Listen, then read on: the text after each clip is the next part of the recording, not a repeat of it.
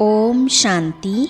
व्यक्ति एक, व्यक्तित्व अनेक। इस पुस्तक में आज हम पढ़ेंगे वे एक ही थे, एक ही हैं और एक ही रहेंगी।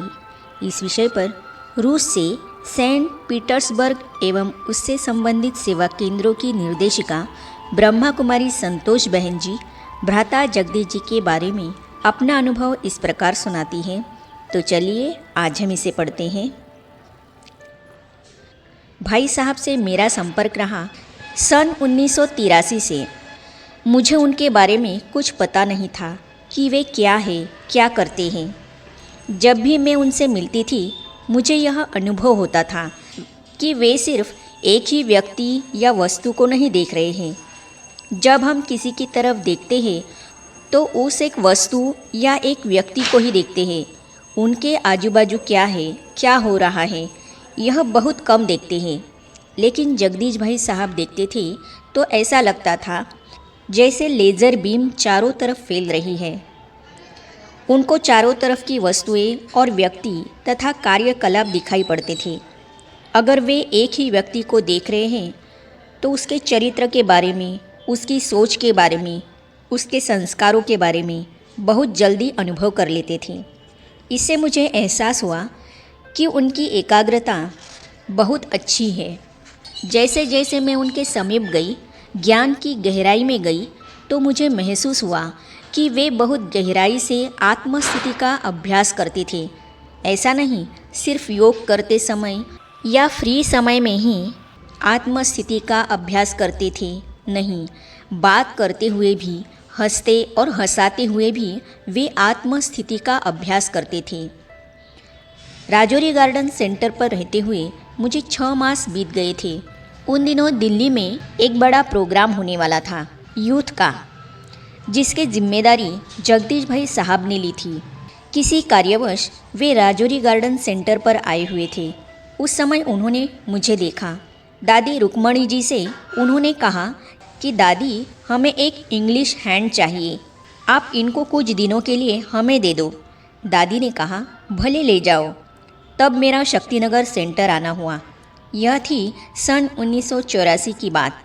रूस में सेवा शुरू हुई तो मुझे सन 1990 में वहाँ भेजा गया। कभी किसी की टीका टिप्पणी नहीं की। जगदीश भाई साहब कभी किसी की गिलानी नहीं करते थे। जिस किसी में कोई भी अच्छाई है उसकी वे प्रशंसा करते थे। उसकी विशेषता का उपयोग बाबा की सेवा में कैसे करें यह सोचते थे। एक गुरु ने शरीर छोड़ा था। उनके बेटे गद्दी पर बैठने वाले थे। भाई साहब ने हम बहनों को तैयार करके उस कार्यक्रम में भेजा। कहा कि आप जाओ, अभी जो नया गुरु बनने वाला है उससे आपको क्या अनुभव होता है, देखो। वे चाहते थे कि किसी व्यक्ति से जो भी प्राप्त हो सकता है उसे लिया जाए, उसे परखा जाए और उसे देख हमारे में जो भी कमी है उसको मिटाया जाए। उन्होंने कभी किसी संत महात्मा पर टीका टिप्पणी नहीं की। वे कहते थे कि उन्होंने भी परमात्मा के लिए त्याग किया है, तपस्या की है। उनमें जो विशेषता है उसकी हमें कदर करनी चाहिए। ऐसे लोगों से वे मिलते थे, कार्यक्रमों में बुलाते थे और आगे भी उनसे संबंध रखते थे। वे बहुत दूर का सोचते थे। वे इतने एकाग्रचित्त रहते थे कि उनसे छोटी छोटी बातें भी मिस नहीं होती थी। वे हर बात को दूर से सोच लेते थे। हम सोचते हैं तो 1 या 2 साल आगे की सोचते हैं, लेकिन भाई साहब 10 साल आगे का सोचते थे। आपको एक छोटा सा मिसाल सुनाती हूँ। शक्तिनगर सेवा केंद्र के कनेक्शन से एक स्थान पर सेवा शुरू हुई। वहाँ मुझे कोर्स कराने के लिए भेजा गया। एक बहन भी मेरे साथ भेजी गई। वो बहन जिज्ञासुओं को कोर्स कराती थी। मैं योग कराती थी, बाद में मुरली सुनाती थी। एक दिन कोर्स करने वाले एक भाई ने मेरे से प्रश्न पूछा। मैंने उस प्रश्न का कुछ उत्तर दिया और कुछ के लिए कहा कि कल देंगे। अगले दिन वहाँ मैं नहीं गई, दूसरी बहन गई। उस बहन से उस व्यक्ति ने पूछा कि कल वाली बहन कहाँ है। उन्होंने कहा था कि प्रश्न का उत्तर कल दूंगी। यह बात जब भाई साहब तक पहुंची तो उन्होंने कहा कि जब आपको पता ही नहीं था कि कल मैं आऊँगी या नहीं, फिर आपने कहा ही क्यों कि मैं कल बताऊंगी? है तो एक छोटी सी बात, लेकिन भाई साहब के कहने का भाव था कि हर बात हमें सोच समझकर बोलनी चाहिए। ऐसे हमने उनमें सैकड़ों उदाहरण देखे। विदेश की सेवा के बारे में या शक्तिनगर के संबंधित सेवा केंद्रों की सेवा के बारे में उनकी जो सोच थी वह बहुत दूरांदेशी होती थी। उनकी बुद्धि 7 फुट की क्या 1000 फुट लंबाई की थी। मैं समझती हूँ इस विशाल बुद्धि का आधार निरंतर आत्मस्मृति थी। ज्ञान में गहन, व्यवहार में सूक्ष्म और स्वभाव में साक्षी। सादगी के बारे में बताना हो तो उसमें भी बाह्य व्यक्तित्व के शो के बारे में बताना हो तो उन्होंने कभी उस पर विश्वास नहीं किया। वे कहते थे भगवान का ज्ञान, पवित्रता और अंदर की रॉयल्टी, यही आपकी पर्सनालिटी है। उसी में हमें दूसरों पर रूहानी प्रभाव डालना है।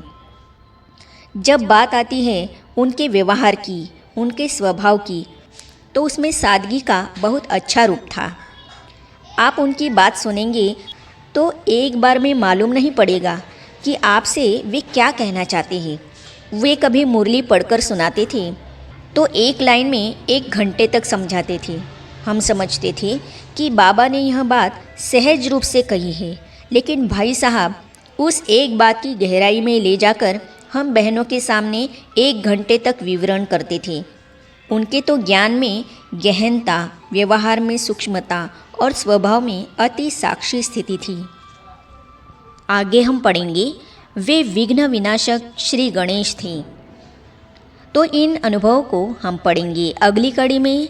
तो ये जानने और पढ़ने के लिए इस चैनल को सब्सक्राइब करने के साथ ही साइड में जो बेल आइकॉन है उसे भी क्लिक कीजिए, ताकि आने वाली सभी वीडियो और अब तक की सारी वीडियो आप तक पहुंचती रहेगी। ओम शांति।